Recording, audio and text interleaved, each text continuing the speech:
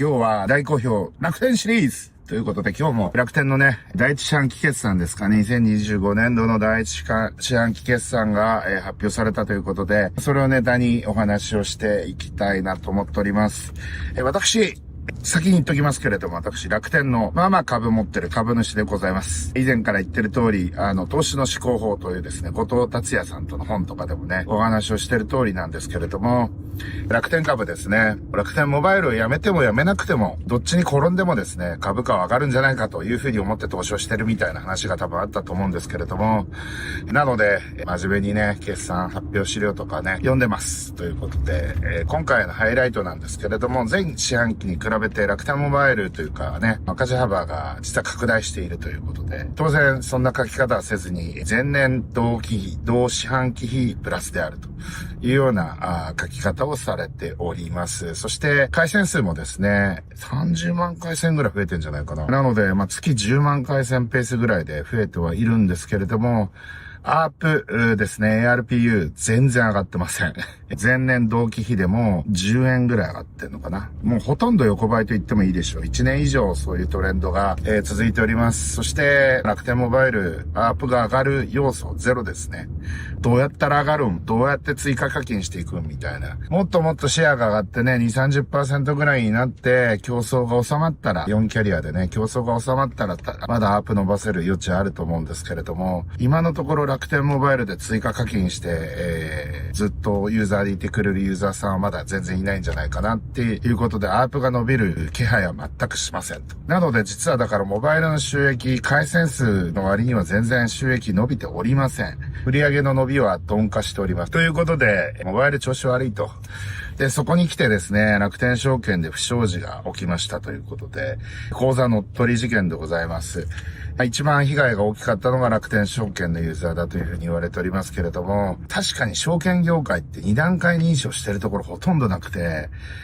クリプト系の暗号資産取引業者、取引所なんかはね、すごく厳密に、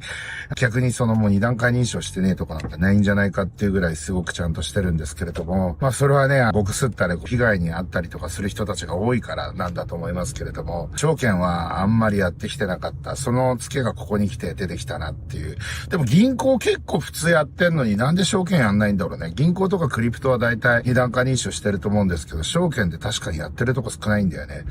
そしてなんか Google オーセンティケーターとかそういう一般的な2段階認証のシステムを楽天証券が使ってないっつって僕びっくりしました。のけぞりました。なんか2つのイラストですか？それの組み合わせみたいな。何度もチャレンジできるみたいな謎の独自2段階認証システムになってびっくりしたんですけど、なんでそんな独自のシステム作っちゃうのっていう謎の決断をしている楽天証券でございまして、こちらの方ね、せっかく新NISAで口座集まって手数料0円競争で SBI 証券とバチバチにやってるのに、楽天証券のユーザーが一番巻き込まれてるということで、この2段階認証クソなんじゃねえかみたいな話とかも出てきたりとかして、結構火の車になってきているというすごくネガティブ要因の中にデリバティブの損失もあって、減益というか赤字幅が拡大してしまったというのが今現状な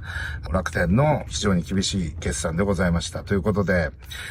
最近の楽天の決算発表資料の特徴としてですね、新しい利益計算方法が毎回のように登場するという、なかなか面白い祭りが起きておりまして、今回もですね、初めて見る利益指標がデビューしました。この前、何四半期前かな、プレマーケティングキャッシュフロー黒字化っていう謎のなんか指標が出てきて、なんだそれ PMCF とかと書いてありましたけど、あたかも昔からあるような指標のようにやってますけど、これ楽天の独自指標でございます。マーケティング費用かけなければ黒字化してますみたいな。そらそうだろうみたいな。でもさ、100歩譲って確かに広告宣伝費ゼロにしたら黒字化しますモバイルはっていうのは100歩譲ってわかるけど、今回の指標結構大笑いなのが、固定資産税支払い前 EBIT だっていう、なんじゃそりゃみたいな。EBITDA っていうのは償却前の利益ということで、減価償却ね、こういう設備投資をね、山のようにしてる楽天モバイルみたいなところは、基地局の建設コストとか、こういったものを先払いしてるので、減価償却分はですね、さっぴいた形で、純粋にキャッシュインはこれだけしてますよ。それが黒字になりましたっていうのはですね、言いたい気持ちはわかるんですけど、それでも EBITDA は黒字になってないということで、彼らが言い出したのは固定資産税を払わなければ EBITDA が黒字だ1億円っていうね。1億200万円の黒字になったと。固定資産税支払い前 EBITDA で1億200万円黒字になったということで。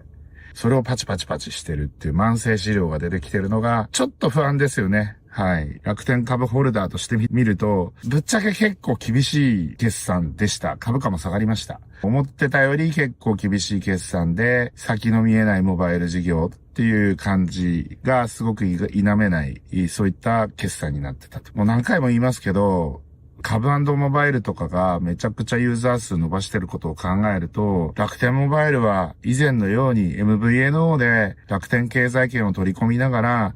三木谷さんが鬼営業して、ユーザー数を獲得して、ナンバーワン MVNO でシェア 10% なんてね、言った方が良かったんじゃないかと。そうすれば、証券も銀行もカードも売ることなかったのかなっていう一部ですけど、一応まだ連結してますけど、証券も銀行もギリギリ、カードもね、20% も売っちゃってもったいないなと、株主として思っておりますので、ぜひモバイルそろそろ諦めるということも視野に入れてもいいんじゃないかなって僕なんかは個人的に思ったりはしておりますということで、今日の楽天解説はこの辺で終わりたいと思います。いってらっしゃい。